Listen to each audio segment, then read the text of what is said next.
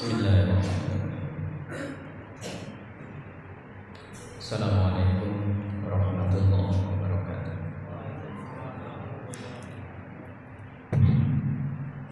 Alhamdulillahirabbil alamin.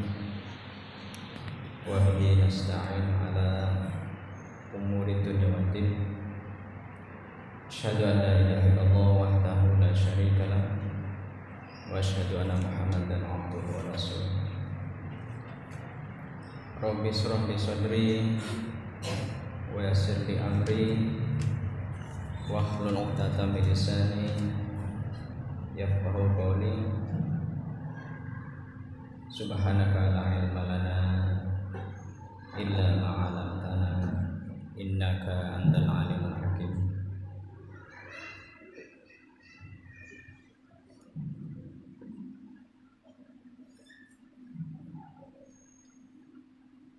Qala Allah Ta'ala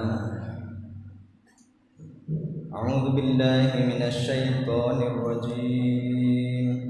Bismillahirrahmanirrahim. Ya ayyuhalladzina amanu kutiba 'alaikumus syiyam kama kutiba 'alal ladzina min qablikum la'allakum tattaqun. Shadaqallahu adzim. Ma'asyiral muslimin jamaah salat Jumat, salat tarawih Masjid Al-Mahdi yang semoga dirahmati Allah Subhanahu wa taala. Alhamdulillah kita bisa hadir pada malam yang mulia ini. Sudah malam yang berapa nih Pak? Lupa atau ngitung? Malam 24. Malam 24 ya. Berarti tinggal berapa hari? Ngitung puasanya atau ngitung Ramadannya? Kalau anak kecil biasanya ngitung puasanya, karena sebentar lagi Syawal. Zaman dulu kalau namanya satu Syawal itu sangat istimewa sekali, dielulukan. Ya, dielulukan. Sebentar lagi Lebaran. Karena dulu kita Lebaran itu pakai baju baru. Ya, pakai sarung baru, pakai peci baru, sepatu baru. Kalau sekarang baju baru, sepatu baru, sarung baru, nggak nunggu Lebaran. Sekarang kita kapan-kapan bisa beli yang baru. Jadi ini bedanya zaman kita dulu waktu kecil sama anak sekarang itu mungkin bedanya itu. Kalau dulu ini kalau sudah malam kayak gini yang ramai apa? Yang ramai mall sama petasan. Apalagi malam-malam liburan, petasannya gede-gede, petasannya besar-besar. Sekarang karena petasan dilarang, sehingga tidak boleh main petasan. Dulu kita petasannya segini-gini, gede-gede. Ma'asyiral muslimin rahimakumullah. Dari penceramah awal sampai nanti berakhirnya tarawih,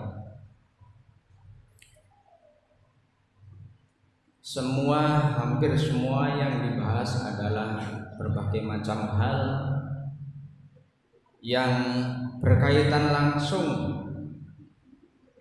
dengan puasa, atau mungkin membicarakan tentang berbagai macam hal dari ibadah puasa itu, dari sudut pandang syarat rukunnya, wajibnya, hikmahnya, fadilahnya, keistimewaannya, kemudian wajib-wajibnya, sunah-sunahnya, dibahas juga tentang pahala-pahala yang akan diraihnya manakala kita menjalankan ibadah puasa. Semuanya sudah dibahas. Bahkan setiap tahun kita selalu menerima materi-materi tersebut. Oleh karenanya saya mengambil tema pada malam yang ke-24 ini, yaitu spiritualitas Ramadan. Menurut Ibnu Arabi, beliau menyampaikan atau menulis bahwa orang Islam ini sebenarnya harus memahami spiritualitas dalam Ramadan. Beliau mengatakan bahwa spiritualitas Ramadan adalah pengerahan segenap potensi rohaniah.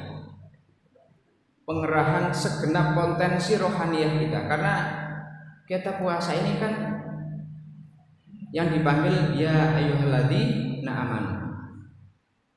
Potensi rohaniah yang pertama adalah orang yang beriman. Segala potensi keimanan kita itu jangan sampai ragu-ragu dalam kita menjalankan perintah Allah ini, yaitu mengerjakan kewajiban puasa.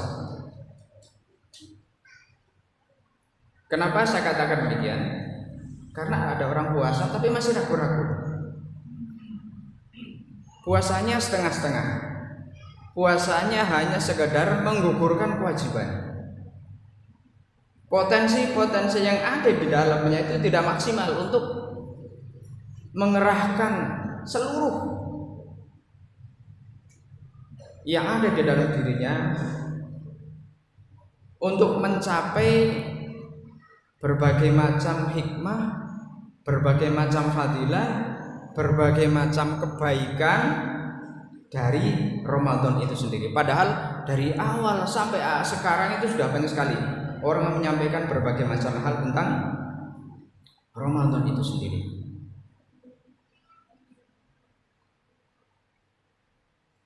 Potensi yang ada di dalam diri manusia, yang tentunya potensi itu yang didasari dengan ketentuan syariat Islam. Apa ada orang Islam yang berpuasa tetapi potensinya berbuat jahat? Ada, Pak. Ada orang puasa tapi korupsi. Ada orang puasa tapi berbuat curang. Ada orang berpuasa tetapi berbuat kemaksiatan. Jadi potensi keimanannya tentang puasa sendiri itu, dianya itu ragu-ragu. Dia itu seolah-olah keyakinan tentang kewajiban Allah memberikan kepada umat Islam wajib puasa itu bagi dia masih diragukan, sehingga dengan modal dasar keimanan, yakin yang seyakin-yakinnya bahwa puasa ini adalah suatu amalan yang Allah wajibkan kepada kita, itu Allah akan memberikan berbagai macam pahala, kebaikan, hikmah, fadilah, keuntungan, dan lain sebagainya. Makanya di dalam salah satu hadis qudsi Allah berfirman, asyamuli wa anna ajzi bihi, kata Allah. Ibadah puasa itu untukku, jangan ragu-ragu. Ibadah puasa itu untukku, untuk Allah. Wa anna ajzi bihi, dan akulah yang akan memberikan imbalan. Akulah Allah yang akan mengganti seluruh aktivitas puasa itu. Sehingga puasa ini kama kutiba 'alal ladzina min qablikum. Puasa ini diwajibkan kepada orang-orang sebelum kita.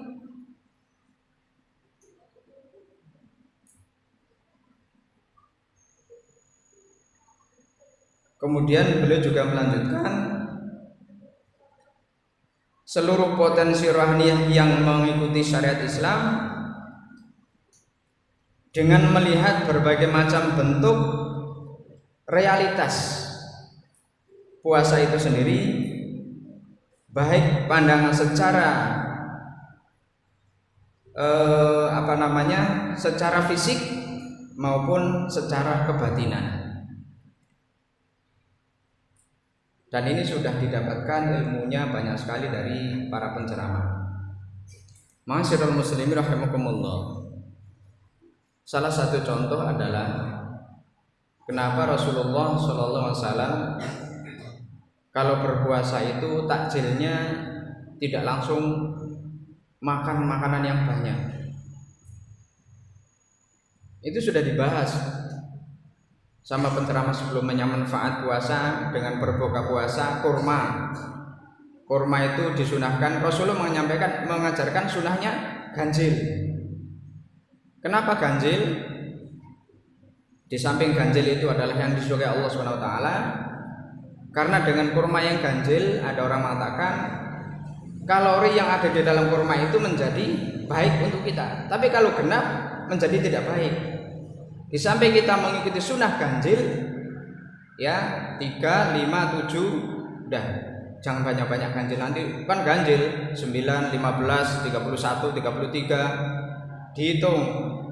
Ya sunnahnya adalah cukup ganjil tetapi tidak banyak-banyak. Rasul mengajarkan hanya ganjil 3, 5 boleh. Nah, dari di situ itu ada manfaatnya, ada fadilahnya secara fisik. Secara batinnya apa? Oh, ternyata dengan kita menahan lapar haus dari subuh, dari fajar sampai mau maghrib, itu kita tidak boleh melepaskan nafsu keinginan makan kita los, tapi ditahan dulu, jangan langsung makan yang banyak, ditahan dulu, takjil, ya iftar dulu, futur, membatalkan dulu, puasanya batal dulu, cukup 3 biji kurma, 5 minum. Setelah itu pencernaan kita bagus, setelah itu baru berapa jam kemudian baru kita dilanjutkan dengan makanan yang berat. Itu latihan kita secara batin, menahan emosi, menahan pengennya. Kan kalau siang itu Masya Allah, komplek kita ini Pak, orang jualan itu ramai semua, setiap sore itu macet. Apa yang mau dibeli? Semuanya dibeli, semuanya dibeli.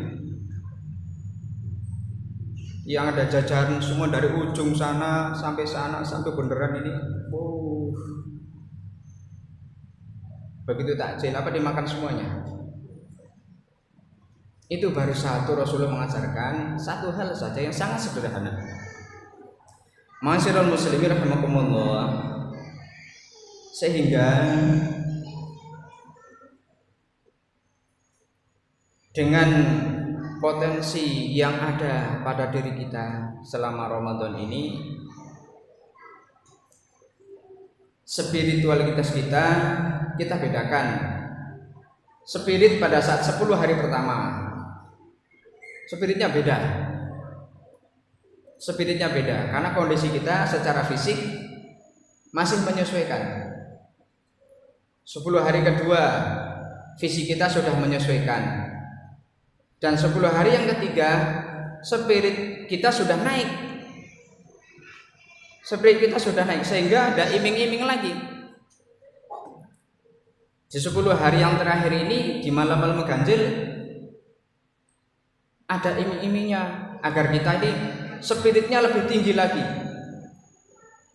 Dari puasa yang tanggal 1 harus berbeda dengan puasa yang tanggal 20. Kalau puasa tanggal 1 masih suka melakukan hal-hal yang mungkin kalau menurut Imam Ghazali itu dikatakan membatalkan pahala puasa, mari kita stop hal-hal yang membatalkan pahala puasa. Contohnya apa? Sudah saya sampaikan, al-kadzibun, berbohong, berdusta, ngibuli, bujui, dan teman-temannya. Kalau kita sampai sekarang masih melakukan hal seperti itu, bujui, ngibuli, berbohong, berdusta, dan sebagainya, berarti tidak sama, berarti masih sama. Kualitas puasa kita tanggal 1 sampai tanggal sekarang masih sama, kita harus berbeda. Kemudian kata Imam Ghazali lagi menguraikan hadis Rasulullah, hal yang bisa membatalkan ibadah puasa adalah ghibah wa namimah, bergunjing, menggunjing sesuatu yang tidak baik, atau membicarakan sesuatu yang tidak perlu. Ini 10 hari yang kedua seharusnya sudah nggak perlu itu, seharusnya nggak perlu lagi.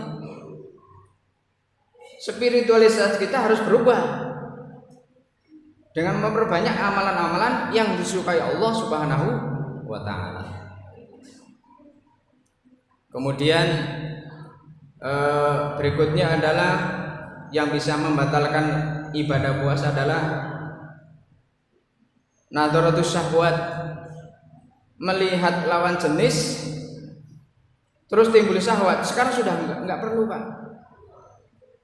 Makanya sekarang alhamdulillah kita saudara-saudara rahimakumullah, kita alhamdulillah masih bertahan sampai puasa yang sekarang ini. Insyaallah kita tarawih setiap malam berjamaah, istiqomah. Kita niatkan, kalau kemarin-kemarin mungkin ke masjid hanya sekedar datang, sholat, selesai. Sekarang kita berubah, harus tambahin niatnya. Apa? Disunatkan iktikaf. Jangan lupa, Pak. Setiap datang ke saya berat iktikaf. Jenengan kalau duduk di sini mendengarkan ceramah, diniatkan dengan iktikaf, pahalanya berbeda. Pahalanya berbeda. Dilipat gandakan oleh Allah Subhanahu wa taala sampai 700 pahala, 700 kali lipat. Harus kita rubah. Kalau kemarin kita belum niatkan iktikaf, ya datang ke masjid, datang sholat, sudah ceramah selesai. Sekarang kita niatkan, walaupun datang sini sebentar, niat iktikaf. Masuk ke masjid, kita niatkan iktikaf. Jadi puasa kita itu semakin berakhir, semakin berisi dan semakin bermakna, dan semakin membawa dampak yang batin, hal-hal yang tidak perlu, tidak usah. Kemudian yang berikutnya adalah wal yamin kadziba. Kita jangan membuat janji yang palsu. Wis arep lebaran kita membuat janji yang palsu, rusak puasanya kita, Pak. Rusak pahala puasa kita. Sehingga sebagai introspeksi buat saya khususnya dan juga kepada jamaah sekalian, dengan puasa yang sudah banyak ilmunya ini, mari kita terapkan sedikit. Saya yakin kita ini memang manusia itu sifatnya kemaruk. Sifatnya itu kemaruk. Tidak melakukan apa-apa tetapi ingin pahala yang besar. Kita tidak melakukan apa-apa tapi ingin pahalanya itu besar. Ingin hadiahnya yang gede, ingin hadiahnya yang istimewa, tapi kita nggak melakukan apa-apa. Itu sifat manusia, kemaruk. Padahal Allah tidak seperti itu. Sedikit pun apa yang kamu lakukan, yang kamu kerjakan, kalau itu amal soleh, Allah akan melipat gandakan pahalanya.